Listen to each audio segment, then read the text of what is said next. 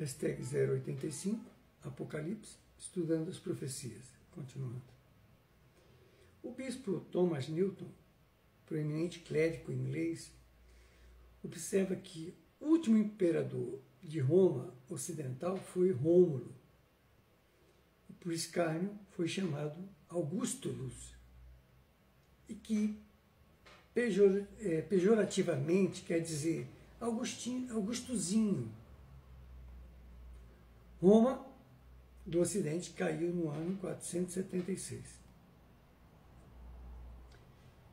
Ainda, porém, apesar do extinto sol romano, seus luminares subordinados brilharam palidamente, enquanto o Senado e cônsules continuaram. Mas depois de muitas vicissitudes e mudanças de fortuna política, por fim, no ano 566, toda forma de antigo governo foi subvertida.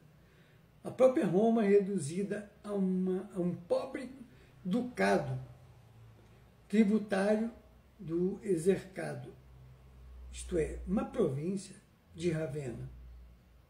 Diz Alexandre Kate, estudioso das profecias bíblicas, abre aspas, o infeliz Augustozinho ou Augustulus tornou-se um instrumento da sua própria desgraça.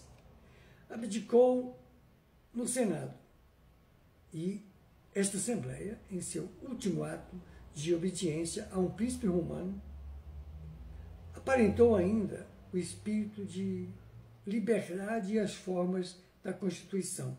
Foi dirigida uma epístola, por seu unânime consenso, ao imperador Zeno, genro e sucessor de Leão, recentemente reposto, depois de muita rebelião, no trono bizantino.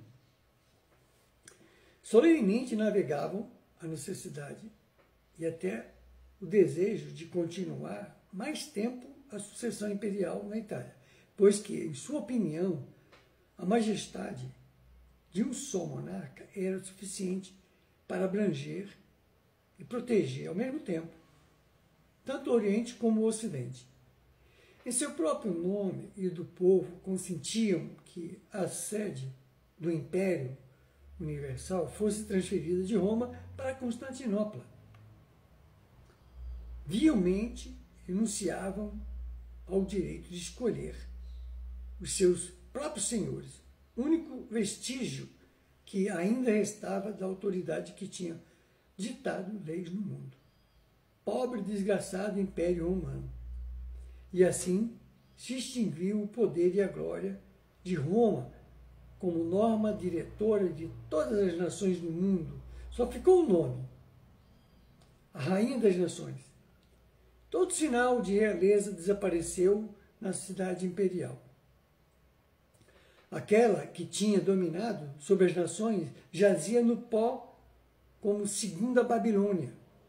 E já não havia o trono onde os Césares tinham reinado com tanta pompa e tanto poder. O último ato de obediência a um príncipe romano que aquela outrora augusta Assembleia cumpriu foi aceitar a abdicação do último imperador do Ocidente e a abolição da sucessão imperial da Itália. Tinha-se posto, finalmente, o sol de Roma. Agora eu vou fazer uma nota aqui, para dar umas explicações mais técnicas, né? Mas o termo ostrogodo, visigodo, ostro significa leste, em gótico, enquanto vise significa oeste. Logo, o leste tem a ver com o oriente e o oeste com o ocidente.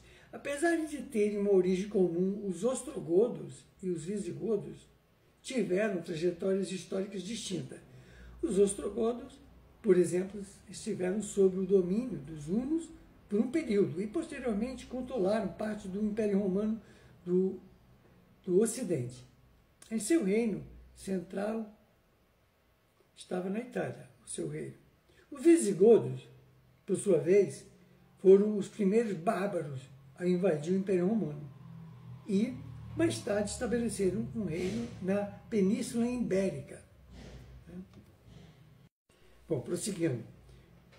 Levantou-se então rapidamente um novo conquistador da Itália, o ostrogodo Teodorico, que sem escrúpulo vestiu a púrpura e reinou direto por conquista. A realeza de Teodorico foi proclamada pelos godos em 5 de março de 493, com o tardio, relutante e ambíguo aceno do Império do Oriente, Império Romano do Oriente. O poder imperial romano, de que tanto Roma como Constantinopla tinham sido simultaneamente ou isoladamente a sede, quer do Ocidente, quer do Oriente, já não era reconhecido na Itália. Até essa parte do sol, entre aspas agora, que é do Apocalipse, isso. Até essa parte do sol fora ferida, fecha aspas. Até que deixou de emitir os mais pálidos raios, entendeu? Para a gente fazer a ligação com o assunto que nós estamos estudando. Né? O poder dos Césares era desconhecido na Itália. Um rei godo reinava em Roma, por mais estranho que parecesse. Apesar de ferida a terça parte do sol e extinto o poder imperial romano na cidade dos Césares, a lua e as estrelas brilhavam ainda, ou bruxuleavam, durante mais algum tempo no Império do Ocidente, mesmo em meio da treva gótica. Os cônsules e os senados, isto é, a lua, os cônsules, o senado, as estrelas, não foram abolidas por Teodorico. Um historiador godo aplaude o consulado de Teodorico como auge de todo poder e grandeza temporal, como a lua que reina de noite depois de o sol se pôr. Em vez de abolir esse cargo, o próprio Teodorico se congratula com os favoritos da fortuna, que sem as preocupações desfrutavam cada ano do esplendor do trono. Mas em sua ordem profética, o consulado e o senado de Roma viram chegar o seu dia, embora não haja caído nas mãos dos vândalos e dos godos. A revolução seguinte na Itália foi sujeita a Belisário, general de Justiniano, imperador do Oriente. Ele não poupou os que os bárbaros tinham respeitado.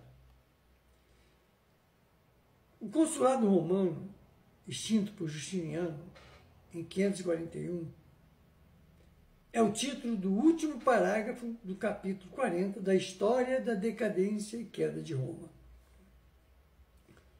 A sucessão dos cônsules acabou, finalmente, no 13º ano de Justiniano, cujo temperamento despótico foi lisonjeado pela extinção silenciosa de um título que lembrava aos romanos sua antiga liberdade. Quanto à tradução, foi ferida a terça parte do sol, a terça parte da lua, a terça parte das estrelas.